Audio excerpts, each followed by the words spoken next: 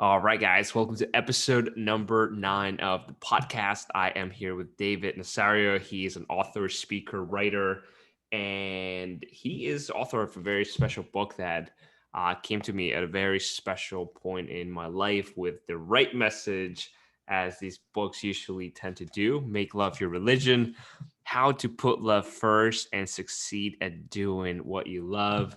David, I'm super excited to have you here. Welcome to the podcast. I'm excited to be here, man. It's beautiful to see you doing your thing, and I'm excited to be one of your first guests for the podcast. Thank you, David. So I wanted to have you on here because I think at your core, you're an entrepreneur, but you're a heart-centered entrepreneur, Yeah. and it's what eventually led you to write this book. I think this should be one of the books that entrepreneurs read early in their journey, because it's very easy to get into entrepreneur and get lost in pursuing money and Mm. pursuing success and not really realizing that what you're truly desiring is the connection to your heart, you know? Mm. Um, I think it's very easy to build something that it's not in alignment, and it would be unfortunate for many people to lose years of their lives to realize that if they led that journey with their heart, it would lead to a more fulfilling place. And for me, when I read this book, uh, this book came to me at a point in my life where I had just dropped out of college, and there was a lot of uncertainty about this decision. And it gave me like this reassurance. It was like a cosmic wink, like the universe telling me, like, you're on the right path, like you're following your bliss, you're following your Mm. heart. And it was nice. It was like a nice little warm blanket of comfort, because I read it like I remember I read this book during the winter, probably 2 months after dropping out of college, which so it was pretty recent. And you have a way of writing and sharing your own journey, um, that again that just really spoke to me. So first of all, thank you, David, for writing this book. Thank you for making it your mission to share it, and to share this message of making love your religion. So what led you to write this book? Well, first, thank you. Thank you for saying that entrepreneurs should read it early on, because I never gotten that feedback. And just thank you for for taking the time to read it at all. And I never knew that you read it 2 months after graduating. Not after not graduating, after leaving Exactly. college. Yeah. My bad. Yeah, I never knew that, so that's interesting. And yeah, thank you very much, even for acknowledging the book and highlighting it here.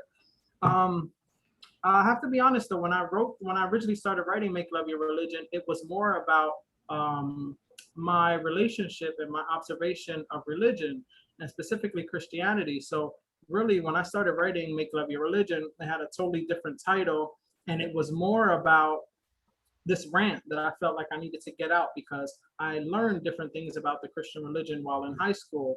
I'm sorry, while in college. And then I was seeing the division that was happening within my family. So I started out writing a book in that vein.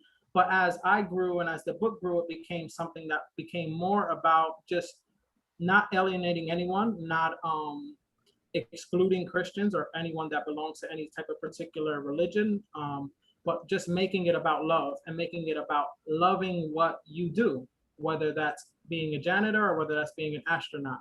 And that's really what the message of the book is that when we are doing what it is that we love to do, that can be a form of religion for us. So that's really what the book morphed into as I was writing it. It took me about 7 years to write it.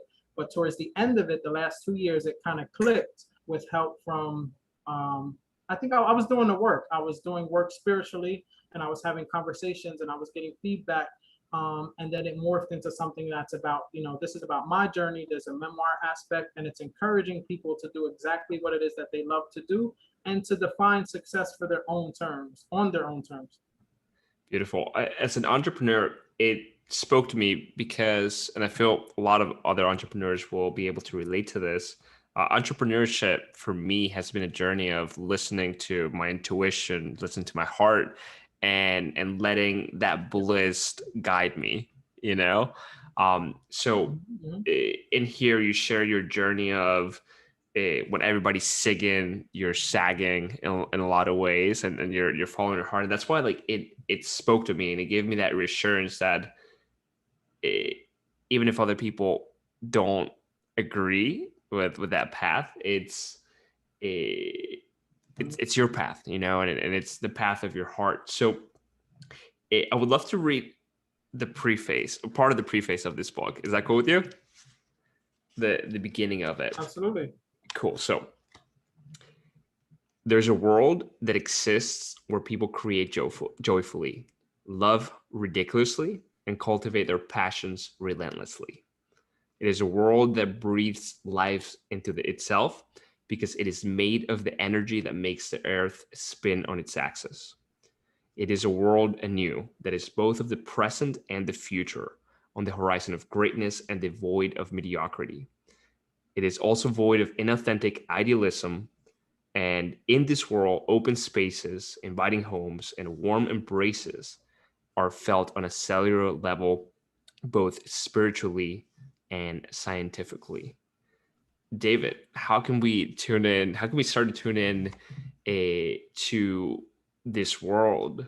And I ask because I see a lot of people not living in this world, perhaps Mhm. doing something that's not in alignment for a living. I see this a lot Mhm. in, especially when I was in college, creating a life that's not theirs, uh, being in a community that they don't feel a part of. Mhm. You know, so uh, I think the world that you talk about here, it's very accessible, you know, but a lot of people are not tuned in to that vibration where they're experiencing reality in that way. So how Mhm. can people start? How can they start to tune into that vibration and start to feel that joy, that peace, that creativity that Mhm. you open up your book with? Word. Yeah, and I wrote that section knowing that that world doesn't exist yet, but I wanted to write it in a way where like we're on the horizon of it, like this is happening, and that maybe this book will be a small part in a way that someone can make that happen for their life. But I think it's really about people remembering. Usually when I go out and do talks with young people around my book, I have them remember the instances in their life, like the things that have always popped up in their life, things that have reoccurring things, the themes, the things that they've always been good at.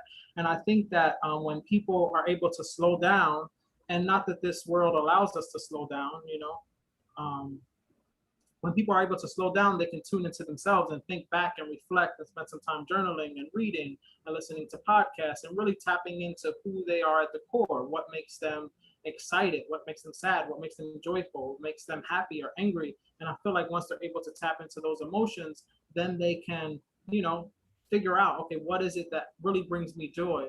And one of the things that I wanted to also like really impress upon readers in this preface and throughout the book that it is that it doesn't have to do with entertainment. It doesn't have to be entertainment or fashion or life coaching. It could be a teacher, it could be a nail tech, it could be a massage therapist. It's just whatever it is that's gonna make you happy. And I think when people start to take a chance on themselves and really pursue those things that make them happy, I think they're all each of us doing that individually is moving the needle forward for us to all create a world that's a little more harmonious, a little more like what I described in the preface. Beautiful. I can't agree more with that. I think when people are living in alignment, where people are generally following their bliss, they're Mhm. usually showing up in the world as better people. I Yeah. had one of my teachers once tell me, "We don't need more spiritual people. We need more good people." Mm. You know, and I think this is part of becoming a person that that again that shows up more lovingly with more joy Hmm. in the world. You talked about slowing down, and as I was prepping for this show, I saw a hashtag in your bio and Instagram called slow living. Hmm. This is something that we haven't talked about, so I want to take a quick detour because I know you're very intentional about what you put out. What is slow living, and why is that important to you? Oh, good question. I'm intentional, but I'm also like Jay-Z. If you know that one line, it's just like just what I'm feeling at the time, you know? So Okay. but I think that's where my work is moving toward. Um and I think that's really important. I think it's it's vital to us figuring out what it is we're here to do, how to best do it. Because I think that's where I'm at now. I know that I'm here to write. I know that I'm here to use my voice, but now it's figuring out how do I best do that? How do I best um, stick up for or say something that has to do with race or social justice, but how can I do that in a way that's my heart and my throat is connected? So I'm not spazzing out and saying anything crazy. And that I'm making love my religion in the process. Because I'm never saying throughout the book, I'm never saying that I'm an expert at it, but I'm saying this is a practice and it's not something that you can just do and be done with it. But I feel like I'm getting away from the question. So slow living is just about making time to slow down, to meditate, to do the things that bring you joy, to go play in the grass, to go sit by the river. And for me, that's where my creativity lies. That's where my joy is. That's where my thoughtfulness is. That's where my giving heart is. When I can tap into those things that allow me to slow down and really think about, what's best to do. Now, I still like to be on the move. I still like to travel and things like that. But definitely within the past year, it's about slowing down and resting and really tuning into myself. I love that. I love that. We live in such a fast-paced world that you graduate from high school and it's like right away go into college. You know, and there's this Yeah. rush of like What you are you should gonna have do? things figured Yeah. out. Yeah, I've always thought that people should be given. eh, People call it a gap year, but I think people should be given time to explore Hmm. just different things before they even commit to college. But there does feel to be this like this speed, like figure things out, get going, do it now, and you see Hmm. other people kind of quote unquote figuring out, but probably they're just if they're not in true alignment, they're probably just making decisions because they feel all this pressure, and then you feel that pressure too. You know, slow living reminds me of this insight that's been coming up for me, which is to honor my journey. Right. You know, That's yeah. That's where I was going next because I also think that it speaks to your trust level, right? I'm already there. I'm already a New York Times bestseller. I'm already a millionaire. I'm already, you know what I mean? I'm already there. So I don't have to rush around and work to get there because I'm already there. You know what I'm saying? So if I think that it has to do with where's your belief at, where's your trust at in the universe and God or source or whatever you believe in. How strong is that? Because if that's super strong, then we don't got to rush around anymore. I love that. I love that because then you carry that with you, and it's not like, oh man, like I'm rushing to like have all this titles and accolades and success. It's like Right. you're moving from that space of like be, do, have rather than have to be. And it seems to me that the energy is probably much cleaner too. That you're utilizing to create whenever you're not looking to get, you're just looking to express, right? I love that. Cool, cool, cool, cool. So I would love to, in your book, you break your book down into six types of love that you should kind of focus on to be able to make love your religion. Love of self, love of community, love of knowledge, love of celebrity life, love of money, love of God. I would love for us to walk through each one of them just to kind of for you to share some thoughts on them. Cool. Okay, great. Yep. Awesome. Let's start with love of self. And I know you were also very intentional in making and putting these in a certain order. So, love Mhm. of self. Shoot.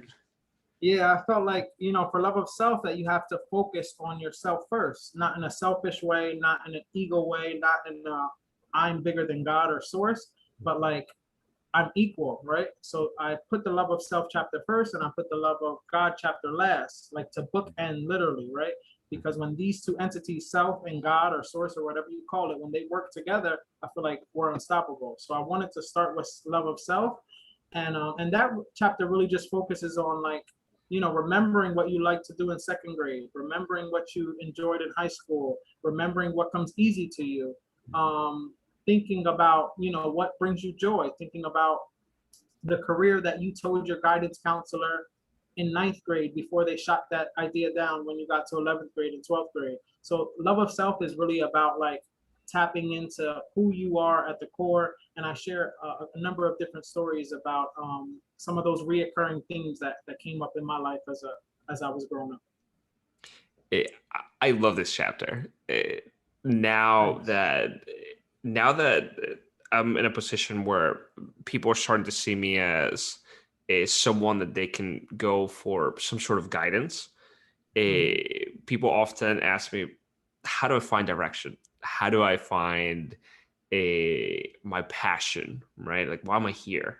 And I always tell them the same message, like, look at where your energy naturally flows, and that will give you clues of the direction that you should go into. It's not, Yes. and I often tell them it's might not be what looks good on paper, but trust that, right? And I think it it goes back to making love your religion, and having the faith that that direction will take you to the place that you want to go. Cool. So Mm-hmm. let's talk about love of community.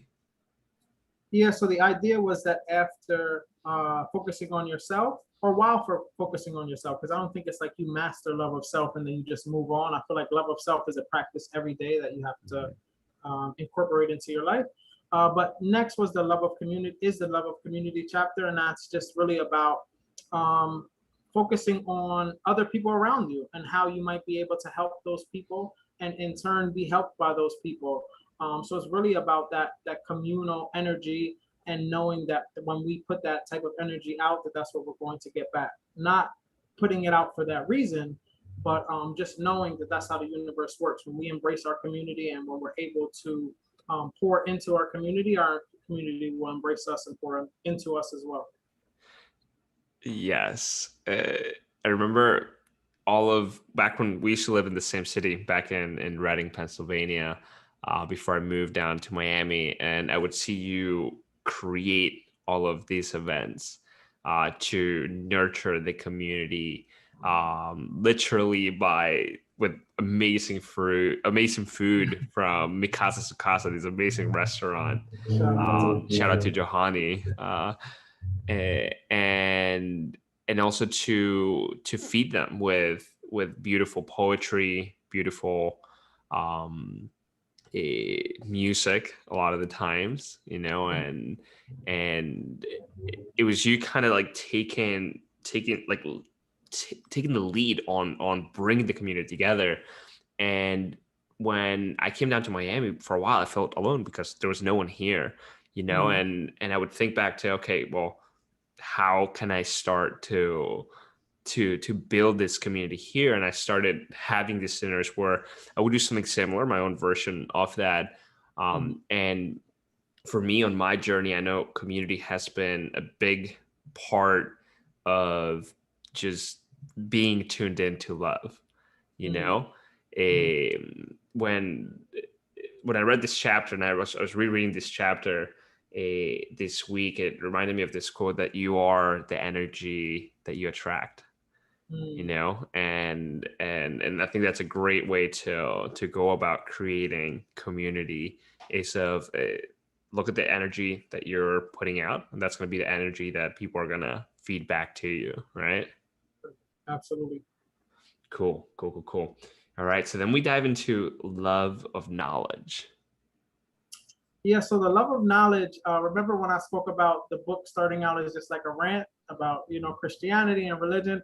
That's the chapter where I get into my experience in the church, and I'm very candid about those experiences, and just letting people not putting myself in a position like I'm the smartest person or I do the smartest things or I'm the most intelligent, in terms of knowledge like that, but more so just planting some seeds. Like, you can go out in nature and have that experience be your church.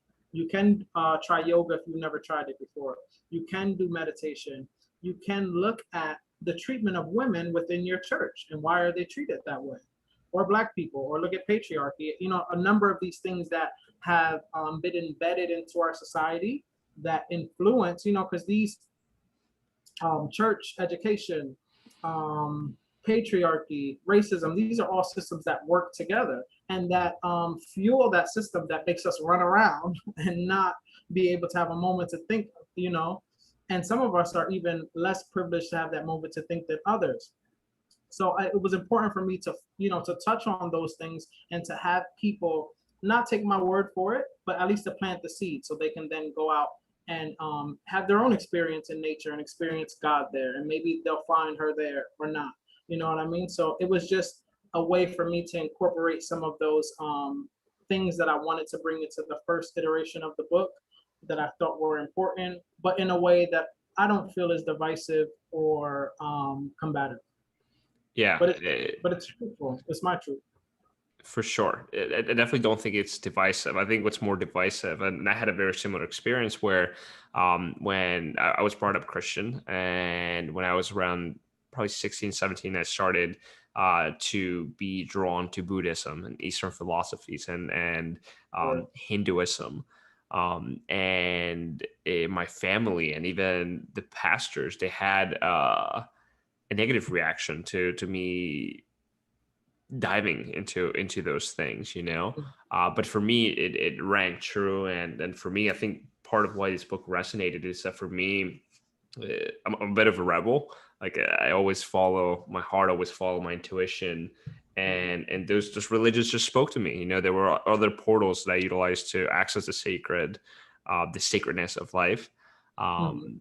But yeah, I think it's more divisive what the church often tells you, that like this is the only truth, this is the only way, this is the only path.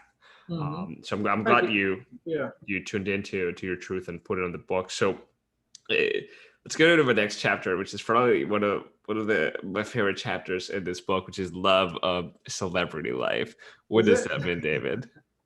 So I feel like that chapter and the love of money chapter are two chapters when people just see the title or hear the title, that they may take it the wrong way. Like, I don't want to be no celebrity, or who does this guy think he is, or any number of things. Not that that matters.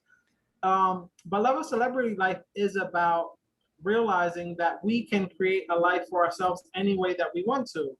I feel like I live a celebrity life. I make my own schedule. I give back how I want to give back. I travel pretty much when I want to, unless I spend all my money traveling, then I don't have money to travel. But I do the things that I love to do. And if you think about a celebrity, I'm not talking about their mental health. I'm not talking about what happens when they go home at night and look at themselves in the mirror. I'm talking about their day-to-day activities. I'm talking about organic food and having the money and belief that they deserve it and can afford it.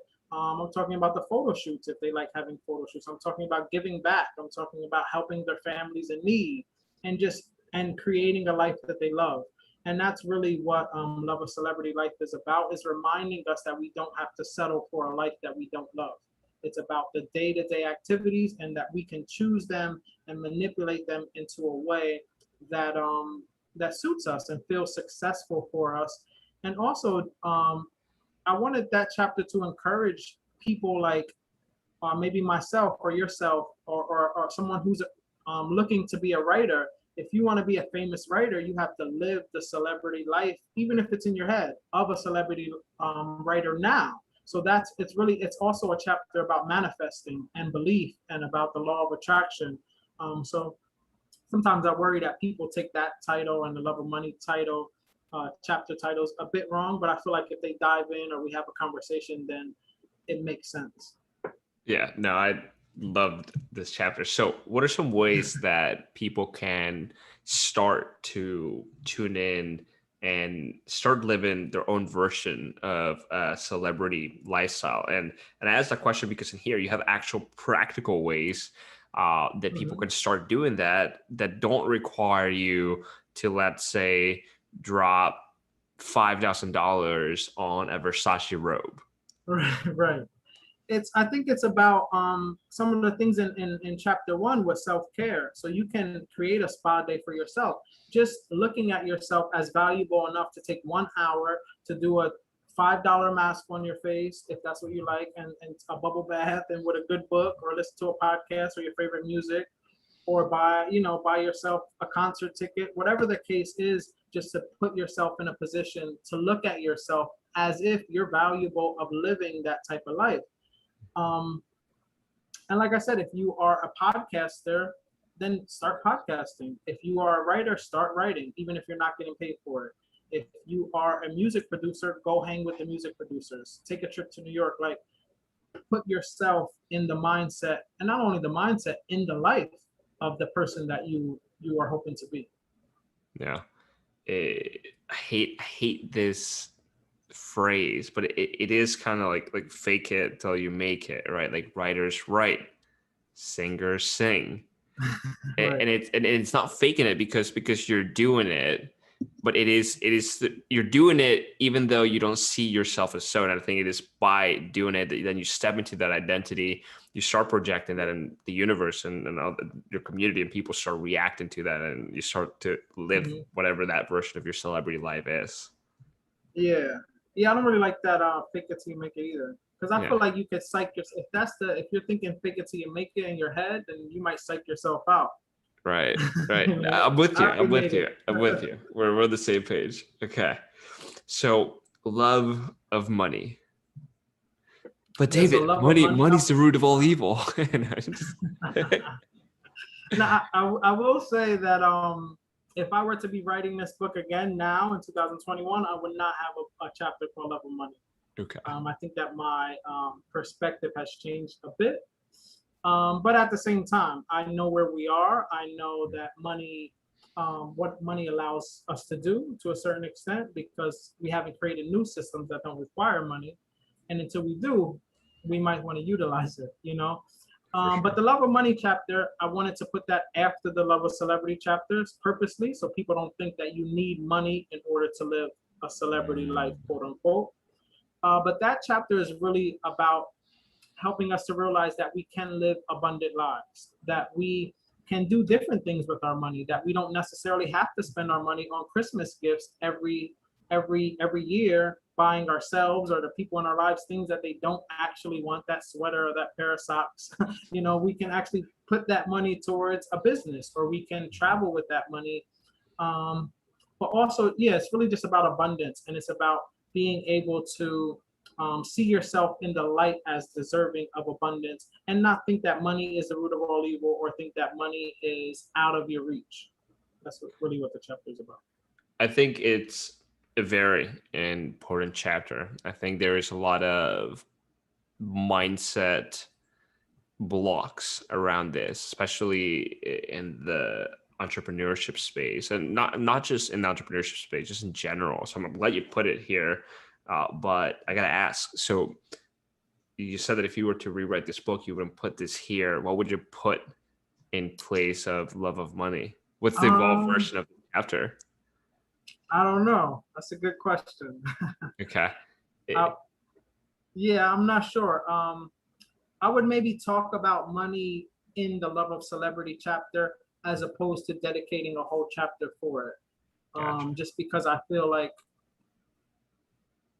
yeah, I'm not sure how, I'm not sure that I need to be giving the money talk, or dedicating a whole chapter toward to money. Not saying that it's not right for other writers to do, not saying that other people shouldn't be doing it, but it just doesn't feel like something that I should dedicate a whole chapter to. Got it. Got it. Okay. And lastly, love of God. Yeah, so love of God is that the last chapter, to kind of it coincides with the first chapter, that you need love of God, you need some type of source outside of yourself, and that works hand in hand with what is already inside. So the love of God chapter is really about believing in a source outside of yourself, taking risks. I write in that chapter about moving to New York City.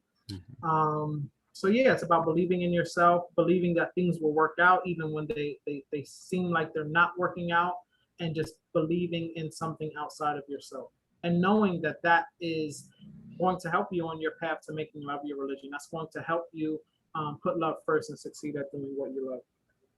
Powerful. Hey, David, thank you for walking us through each one of these chapters as you were sharing each one of these. And as I reread some of this book, this book reminds me of The Alchemist, Okay. because you're not just given advice, you're also sharing your own journey of traveling, and utilizing your own experience to show how you've put a love first and how you've been able to succeed at doing what you love, Mhm. and in doing so, giving people actual practical ways that they can do the same. So, uh, thank you for sharing this. I have one more question for you, and that is, why should people put love first? Good question. I feel like they should put love first because love is the highest vibration. I feel like everything should be love centered or heart centered, you know? So all of our actions, one of my favorite mantras is, I am peace, light, and love. May all my thoughts, actions, and interactions be peace, light, and love.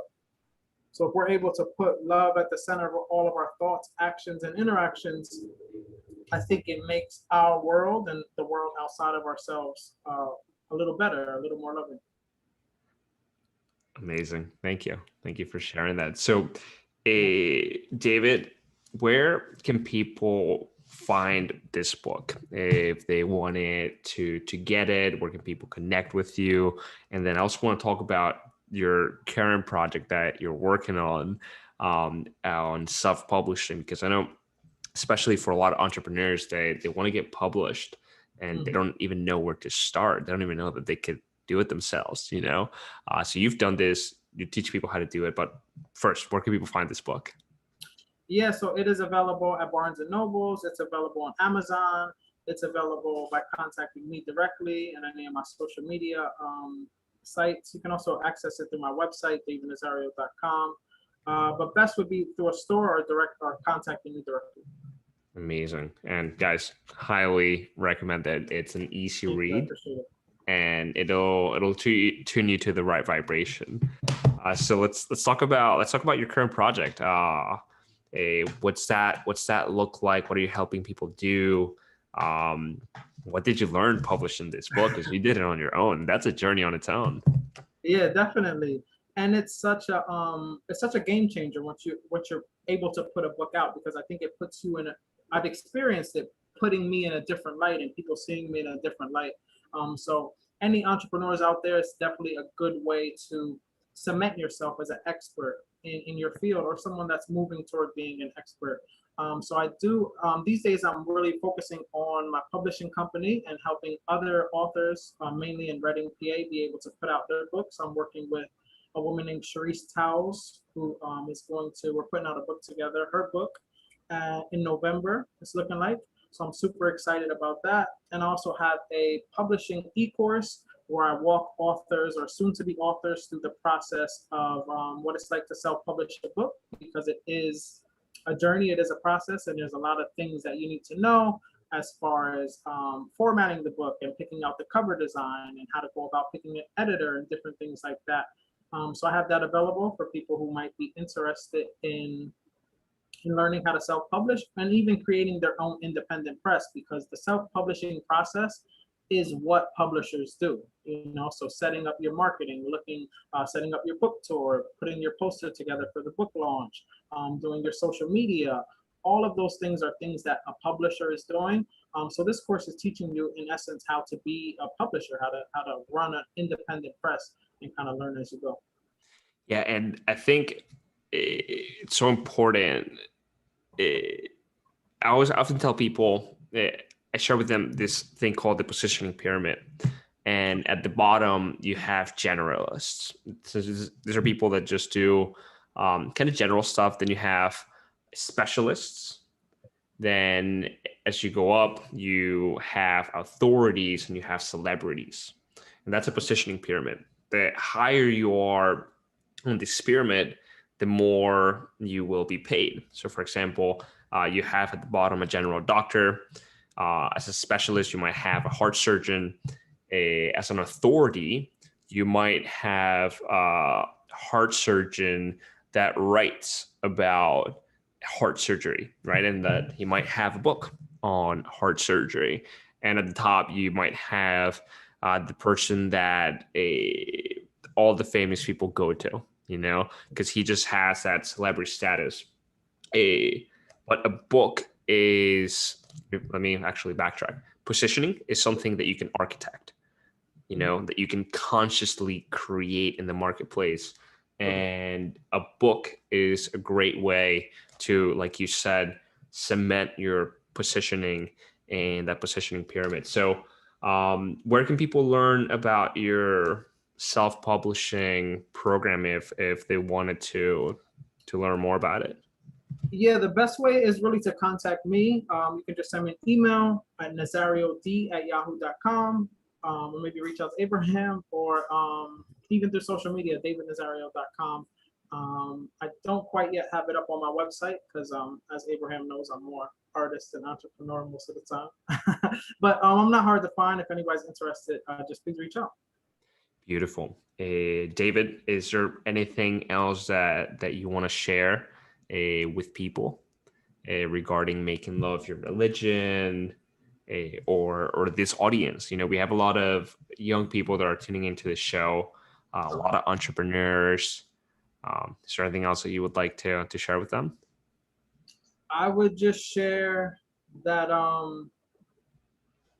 yeah, follow your heart, listen to yourself, make time to actually listen to yourself, because you need time to be able to tune in and continue listening to people like Abraham, people that are um, vibrating high, and people that are able to offer you some insights that you can then discern for yourself. So just keep doing your thing. Anybody that's listening to your podcast, I'm sure, is on their way, and I'm just super excited and proud of you, and happy to have spent this time. Thank you, David. It's been a Sure. pleasure. Yes.